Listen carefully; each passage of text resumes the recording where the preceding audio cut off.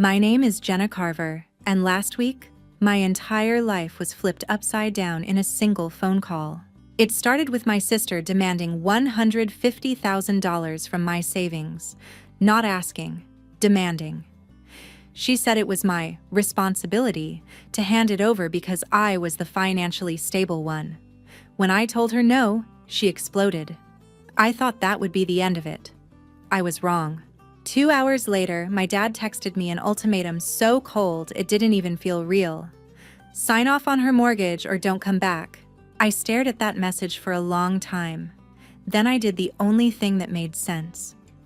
I bought a one-way ticket out of Nashville and started locking down every account she had ever touched.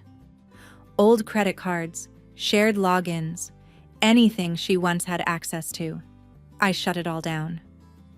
By midnight, my phone was lighting up non-stop, 37 missed calls. And I had a feeling the worst part hadn't even started yet. Because behind those calls was a truth I didn't know yet, something that would change the way I saw my family forever. And once it surfaced, there was no going back. Not for me. Not for them.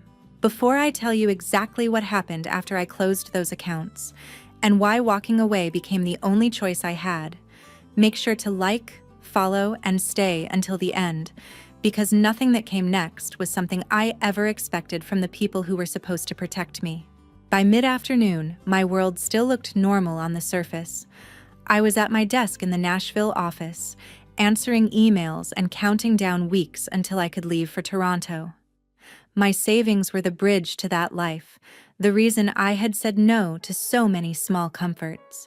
And I guarded that balance the way other people guarded family heirlooms. When my phone lit up with my sister's name, I did not expect disaster.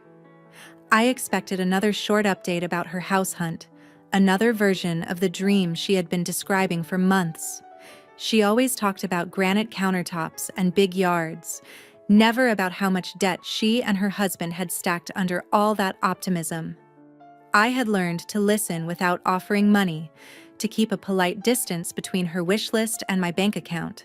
The call connected, and the shift in her voice was immediate. There was no small talk, no question about my day, just a smooth, urgent speech she had clearly rehearsed. She described a house that ticked every box she had ever talked about, in a school district her future children supposedly needed, at a price that sounded miraculous if you ignored reality. The lender was ready. The seller was eager. The closing date was close enough to taste. In her story, everything was lined up except for one missing piece.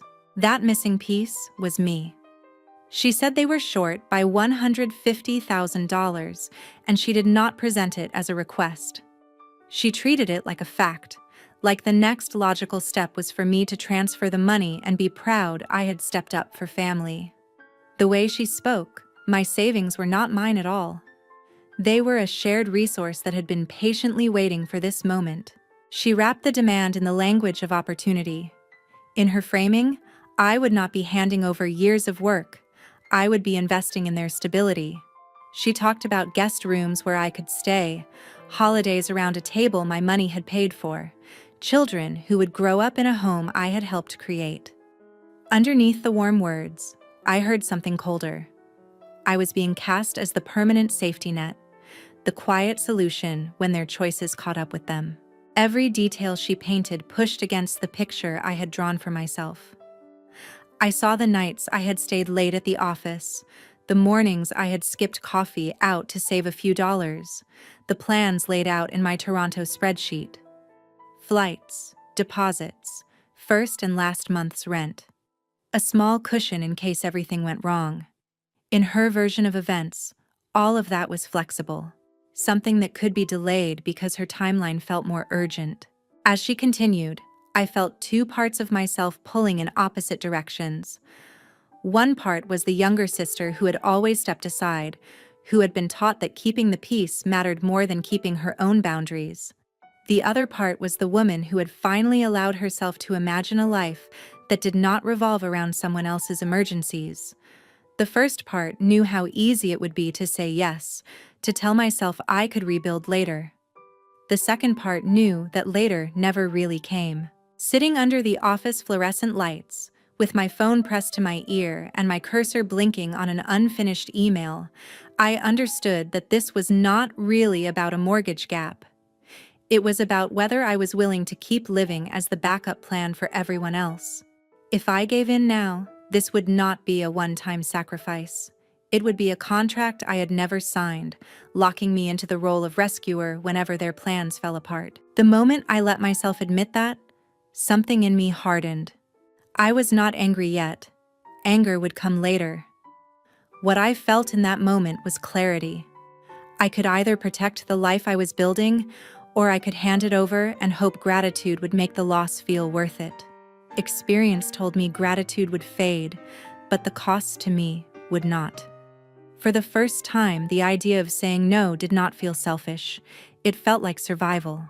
By the time evening settled in, the tension had taken on a heavier shape, as if the entire day had been preparing me for a blow I still hadn't seen coming. I tried to ground myself in routine, closing my laptop, gathering my things, heading toward the parking lot. But every step felt like walking into a storm I couldn't predict. Whatever came next would no longer be about a house or a number. It would be about the place I held in a family that had already chosen its roles long before I ever understood them. When my phone buzzed again, the name on the screen was Franklin Carver. I knew what his call meant before I answered it. He was the kind of man who believed leadership in a household came from firmness, not fairness, and he carried his expectations like they were law.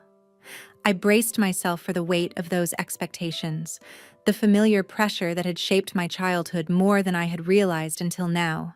I had spent my early years learning that the easiest way to coexist was to remove my needs from the equation. Whenever something went wrong, the solution was simple. I was the one who had to adjust. If my sister needed space, I stepped aside. If she wanted attention, I quieted myself. If she struggled, I was told to compromise. Those quiet patterns had been repeated so often that they had settled into me as if they were character traits rather than behaviors learned for survival. Standing beside my car, keys in hand, I understood how deeply those patterns still lingered. I could feel them in the instinct to rationalize his disappointment, to soften the truth, so it wouldn't bruise anyone else. But the weight of the past few hours had reshaped something inside me. I was done being the one who bent until it hurt. The call from my mother followed almost immediately after. Diane Carver had always used emotion the way my father used authority, subtle, but just as effective. Her voice could wrap guilt in layers of tenderness until it felt like love, and for years I had mistaken the two. She had a way of presenting sacrifice as an expression of devotion, and it took adulthood to realize that the sacrifice she asked for always flowed in one direction. As I listened, I could sense the unspoken expectation beneath her words, the belief that my stability existed to sustain someone else's dream. It was strange, standing in a dimly lit parking lot and recognizing that the woman who had raised me had never really seen me as separate from the roles she assigned. I wasn't her daughter in the way people imagine that word. I was the contingency plan, the reliable one, the person expected to hold the line when everything else fell apart. The realization wasn't comforting. It felt like grieving a version of family I had wanted but never actually had. And as those calls ended one after another, I found myself thinking about all the small moments that had led here. The holidays where my achievements were brushed aside, the decisions that were made without my input, the constant refrain that family unity mattered more than fairness. Each memory surfaced with new clarity, and I finally saw the structure I had been living under since childhood. It wasn't built on mutual care, it was built on hierarchy. Haley stood at the top, shielded from consequences and wrapped in approval. My parents stood beneath her, reinforcing her comfort even when it cost them.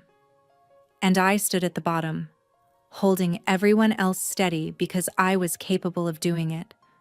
The moment I imagined stepping away from that structure, the whole thing trembled, And that tremble was what they were reacting to now. Not the money, not the house, but the threat of losing the person who had quietly kept the balance. As I drove home, the city lights passing by in a blur, I found myself sifting through emotions I hadn't had room to feel earlier. There was sadness for the family I wanted to believe in, frustration at the roles imposed on me, and a quiet, growing certainty that this was the moment everything would split open. I could sense it the way people sense weather shifting. Subtle at first, but unmistakable. What settled in me wasn't defiance or anger.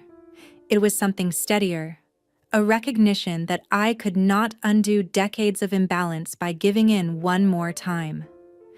If I continued playing my assigned role, I would be committing myself to a lifetime of being the solution to problems I didn't create.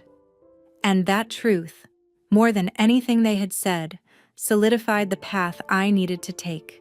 The night felt heavier as I pulled into my driveway, but the weight was no longer something I felt obligated to carry. It was the weight of deciding that I was done living as the quiet answer to someone else's crisis. The shift was subtle, but powerful, an internal line drawn firmly, without apology. I didn't know how my family would react when they realized I wasn't bending anymore, but for the first time, that uncertainty didn't scare me. It felt like freedom beginning to take shape. Later that night, the quiet of my house felt unnatural, almost staged, as if the walls themselves were waiting for the next hit. My mind kept circling back to the call with a tension that wouldn't settle. Something in the way the day had unfolded pushed me toward a thought I had avoided for too long. I needed to check every corner of my financial life, not because I doubted myself, but because I no longer trusted the people who once claimed they loved me. I opened my laptop with the kind of hesitation that comes from already suspecting the answer. The first account I logged into was one I hadn't touched in months, a credit card I rarely used. As the page loaded, an unease rose in my chest. Seeing Haley Carver listed as an authorized user felt like discovering a door I thought was locked, standing wide open. I had forgotten she was still connected to anything of mine. The realization landed with a cold finality. Scrolling through the recent charges felt like descending a staircase I didn't want to be on. Nothing about the purchases reflected emergencies. There were transaction lines for high-end decor, salon services, and a weekend package at a place only people with disposable income booked. $7,000 gone, quietly pulled from a card I barely remembered. It was not the amount that struck me, it was the confidence behind the spending. She had done it assuming I wouldn't look. She had done it because she believed she could. The more I stared at the screen, the clearer it became that the money was only part of the issue. This was about access. Access she should never have had.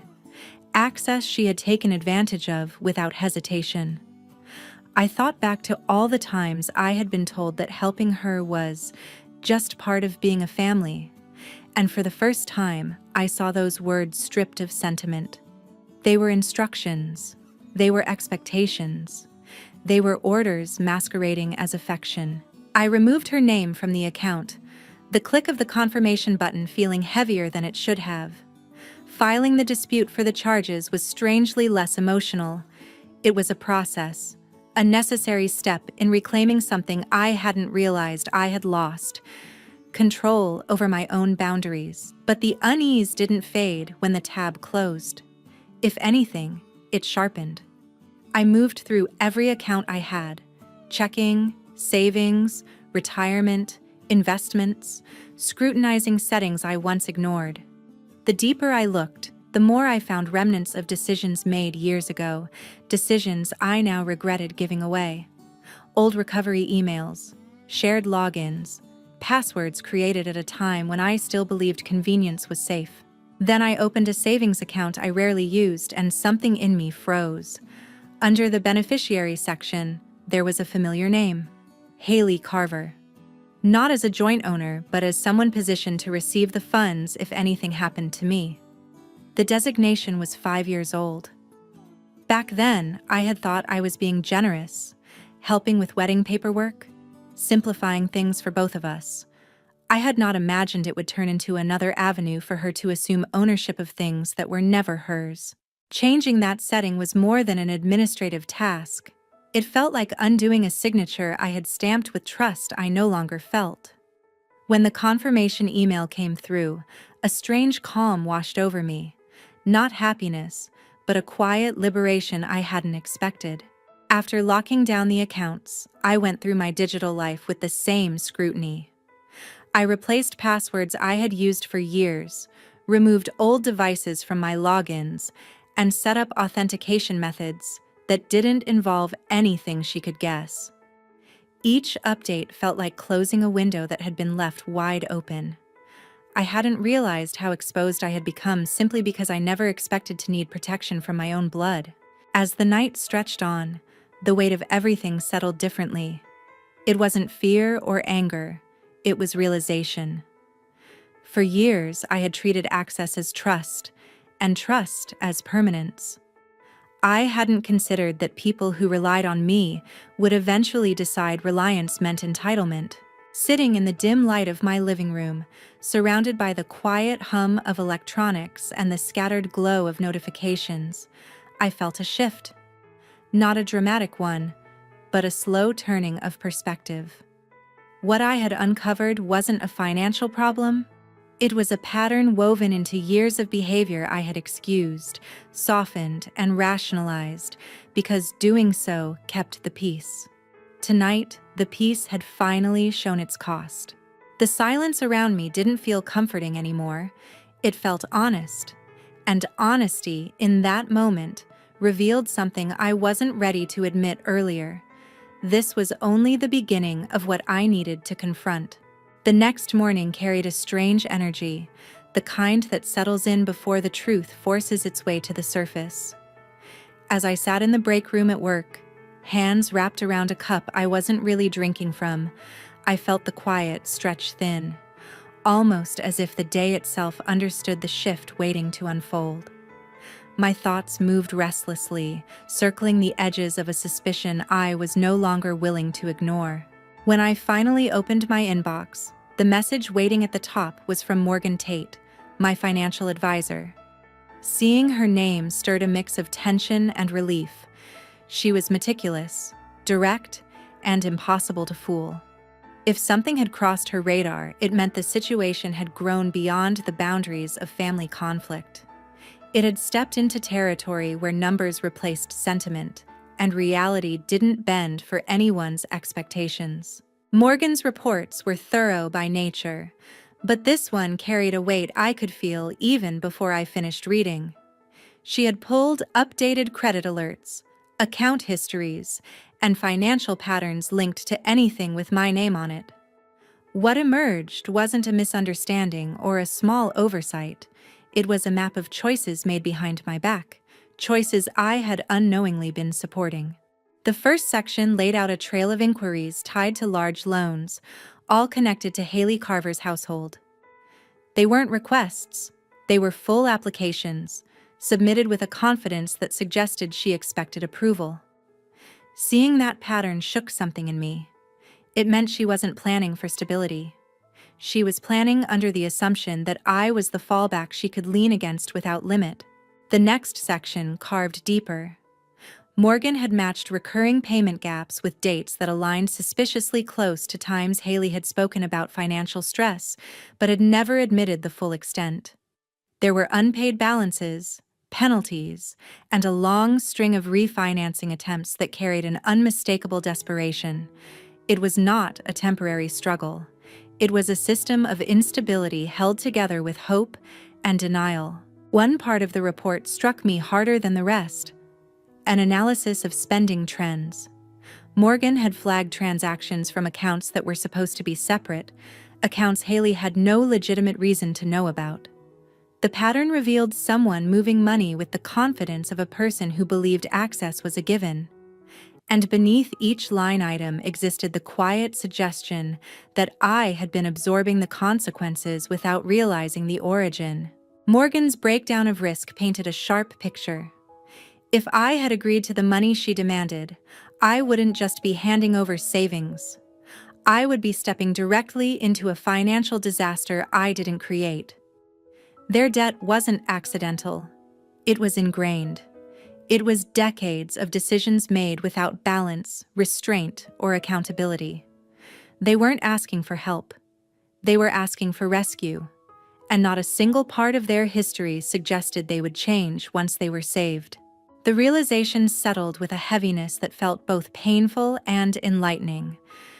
I had spent years convincing myself that my sister's carelessness was youthful optimism, that my parents' enabling was misguided affection.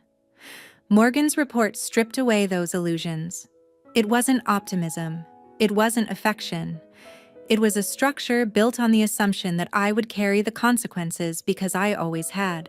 As I scrolled to the final summary, something inside me crystallized.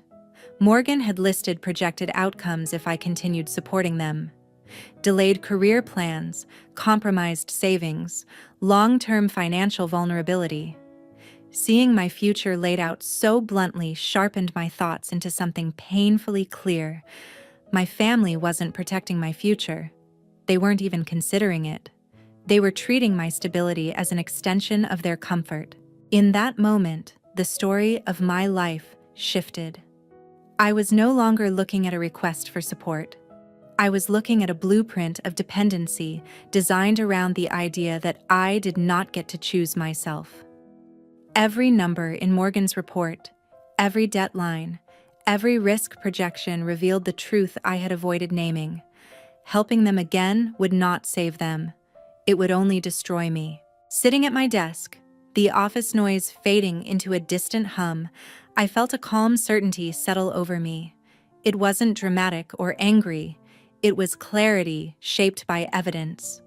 The situation wasn't about love or loyalty. It was about survival. Mine. And as painful as it was, the report made one thing undeniable. Whatever came next, stepping away wasn't abandonment. It was the first real act of self-protection I had ever allowed myself. By late afternoon, the pressure in the air felt thicker, as if every hour had been quietly arranging itself toward an inevitable confrontation. I tried focusing on work, hoping routine would steady me, but my thoughts drifted with a heaviness I couldn't shake. The truth I had uncovered wasn't something I could ignore anymore, and as my phone buzzed again, I sensed that whatever waited behind the screen would push everything over the edge. The message wasn't from my sister this time, it was from Franklin Carver, and the tone carried a certainty he rarely hid. Seeing his name triggered a familiar tightening in my chest, the instinctive reaction of someone who had been conditioned to fall in line long before she understood what obedience cost. In his world, choices were simple. You did what was expected, and questioning those expectations was seen as disloyal. What settled in after reading his message wasn't shock, it was recognition. This was the same pattern I had lived through countless times: authority packaged as guidance, obligation disguised as family duty. Only now, the stakes were clearer. The demand wasn't rooted in concern or fairness. It was rooted in the fear of losing control over someone who had always absorbed the fallout without protest. A second notification appeared soon after, this time from Diane Carver, and the familiar mix of warmth and guilt threaded through her words. She had a practiced way of presenting emotional pressure as connection, weaving concern into a narrative that left me responsible for everyone's stability except my own. Reading her message, I felt the old instinct stir, the urge to soothe, to explain, to compromise. But beneath that instinct was a realization I could no longer ignore. Every compromise I had made had become the foundation for the expectations they now felt entitled to. For years, I had believed that family unity justified personal sacrifice, that silence kept the peace, that minimizing my needs made me easier to love. But as I stood at a crossroads shaped by their demands, something in me refused to repeat the pattern. I had spent too long pretending that giving in was harmless, when all it had done was teach them that my boundaries were optional. The shift inside me didn't feel rebellious. It felt like stepping into clarity I should have reached sooner. I left work early, needing space to breathe. Sitting alone in my car, I sifted through memories that surfaced with uncomfortable precision. Moments where I had been pushed aside, minimized, or expected to step in without hesitation. They weren't isolated events. They were pieces of a long-standing structure I had been carrying on my shoulders without even realizing its weight. I understood then that their urgency wasn't about financial survival. It was about maintaining a dynamic that had always benefited them. My refusal wasn't a single boundary. It was a disruption to the entire system they had built around my compliance. Driving home, I felt the tension settle into something sharper. Their messages had not been pleas. They had been directives.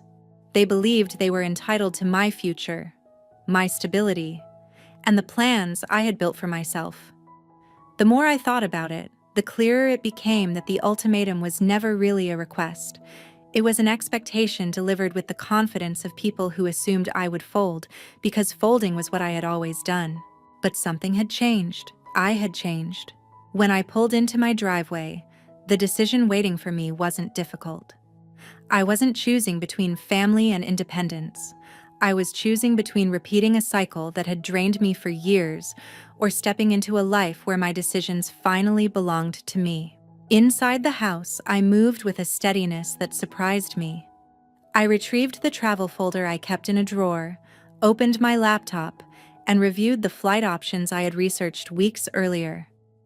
Toronto had always been the plan, a place to rebuild, to start over, to grow without being pulled backward by expectations I never agreed to carry.